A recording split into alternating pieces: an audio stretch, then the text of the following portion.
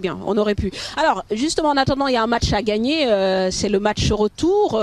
Il faut marquer 2 buts d'écart. En fait, il faut qu'il y ait 2 buts d'écart. Peut-être 2-0, ça nous permettra de nous qualifier. Mais maintenant, avant de se projeter sur ce match, est-ce que aujourd'hui, on peut pas craindre une sorte de scission au sein de l'équipe nationale? Apparemment, il y a des soucis au niveau du vestiaire. Issiardia qui n'est pas retenu dans la feuille de match, qui risque peut-être d'arrêter la tanière. Bon, voilà. Donnez-nous quand même plus d'éclairage. Oui, vous allez avoir des informations. Dans un groupe, bon, c'est vrai qu'on est parti de Dakar avec 21 joueurs. On a eu la défection de Moussasso et de Pape Ndiaye Soirée. On est parti à Abidjan avec ce groupe déjà réduit. Après, sur la feuille de match, il pouvait y avoir que 18 joueurs. C'est un match à l'extérieur. Bon, compte tenu de la semaine d'entraînement qui a été faite aussi, le coach a jugé l'état des formes des joueurs qui sont présentés. Issiar, pour aussi apporter des informations, était blessé. Parce que j'ai vu qu'il a dit qu'il n'était pas blessé. Il était blessé. Il s'est entraîné un tout petit peu lundi. Mardi, il ne s'est pas entraîné. Mercredi, un petit galop d'entraînement. Mais bon, c'était un peu difficile. Donc après, partir à la guerre avec un joueur diminué, c'était difficile. Bon, c'est le choix du coach et il faut le respecter. Un Issiar à 100%, un Issiar que j'ai vu à Bordeaux traverser le terrain pour aller marquer un but, c'est un Issiar qu'on veut voir. C'est pas un Issiar dans les journaux à se plaindre qu'on lui déroule le tapis rouge. Ça, l'équipe nationale, c'est pas le club. Donc si on commence à céder à ce genre de déclaration, de pression, c'est pas l'endroit et c'est pas le lieu. Donc je pense qu'il y a eu des joueurs qui ont respecté le maillot national depuis des années et qui ne se permettent pas de ce genre de déclaration. Donc Issiar, on l'a dissuadé de faire ses sorties. Après, c'est un professionnel, il prend ses responsabilités, mais on ne cédera pas.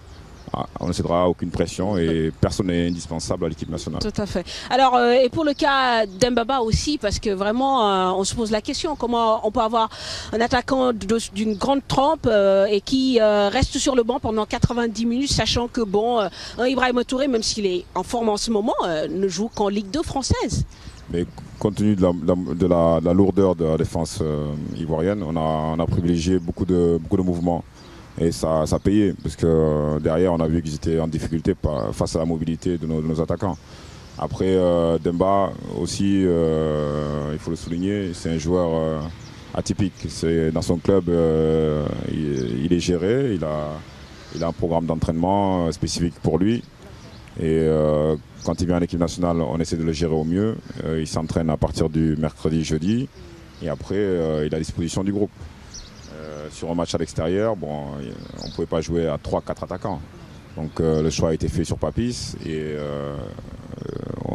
je pense que le coach avait prévu de le faire rentrer les 20 dernières minutes pour amener son poids et fixer les défenseurs adverses en pivot. Mais bon, malheureusement, les nombreuses blessures et puis l'état de fatigue de beaucoup de joueurs ont précipité des changements qui n'étaient pas prévus. Tout à fait. Justement, mais est-ce qu'on ne peut pas craindre, Ferdinand, avec ça, tout ce qui se passe, que ces cadres que vous êtes allés revoir dans leurs clubs respectifs ne soient démobilisés à cause de cette absence de titularisation, de cette absence sur une feuille de match, et qu'on retombe en fait dans nos travers, c'est-à-dire un manque d'union au sein même du groupe. Mais je comprends tout à fait, mais aujourd'hui, le coach ou aucun coach ne peut garantir une place à un joueur. Une équipe nationale, quand on vient en équipe nationale, pour moi, on est à la disposition de l'équipe nationale. On n'a pas d'état d'âme à avoir. Et si on commence comme ça, on creuse notre tombe. Parce que si un joueur vient à l'équipe nationale et dit « Ah, moi je joue pas, ou je suis en tribune, moi je viens plus », moi je préfère partir avec des jeunes qui ont envie de porter l'équipe nationale, qui sont contents d'être là. On n'a pas besoin de ça, quoi. C'est ça, c'est pas la bonne attitude. C'est pas la bonne attitude. Mais en même temps, on va parler, et quand on parle de tout. On va peut-être incriminer aussi l'attitude du staff par rapport à certaines pratiques. Demander à des joueurs de faire des offrandes le jour du match. Bon, on s'est rendu compte que certains étaient pour, d'autres n'étaient pas pour. Et du coup, en fait, c'est ce staff-là qui doit donner l'exemple, qui finalement crée aussi des tensions au sein du groupe. Ça aussi, comment vous l'expliquez? Difficilement. Le football... Est-ce que vous le cautionnez d'ailleurs? Non.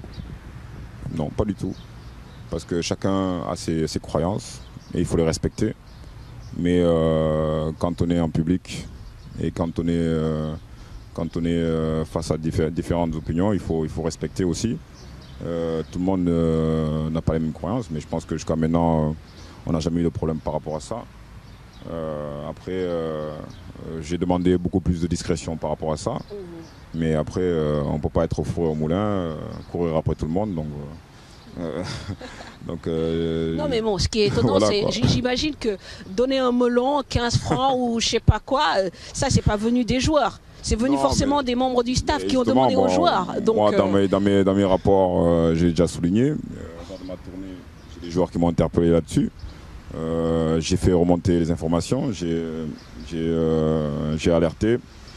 Et aujourd'hui, c'est vrai que quand on arrive quelque part, dans un stade ou n'importe où, et qu'au vu de tout le monde, ces pratiques sont là, c'est un peu gênant. Exactement. Alors Ferdi, justement, comment, d'après vous, est-ce qu'on peut titiller cette équipe ivoirienne? Bon, on l'a titillée à Abidjan, mais est-ce qu'on peut la battre dans un mois? Mais bien sûr qu'on peut la battre. Moi, j'en suis convaincu parce que l'équipe que j'ai vue, sincèrement, en difficulté pendant 60 minutes, où ils n'arrivaient pas à trouver de solution, avec un bloc très bien en place, des milieux de terrain qui récupéraient pas mal de ballons, qui faisaient tampon devant la défense. Ils n'avaient pas de solution. Bon, j'en ai discuté avec Didier Drogba. Bon, il était surpris de l'opposition qui était en face. Il s'attendait à ça, mais pas autant.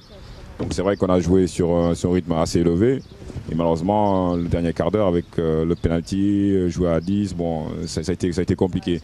Mais cette équipe ivoirienne, on connaît ses forces sur les côtés. Et nous, à domicile, il faudra marquer à tout prix. Et surtout ne pas encaisser. Remobiliser une défense qui sera vraiment déterminante sur ce match.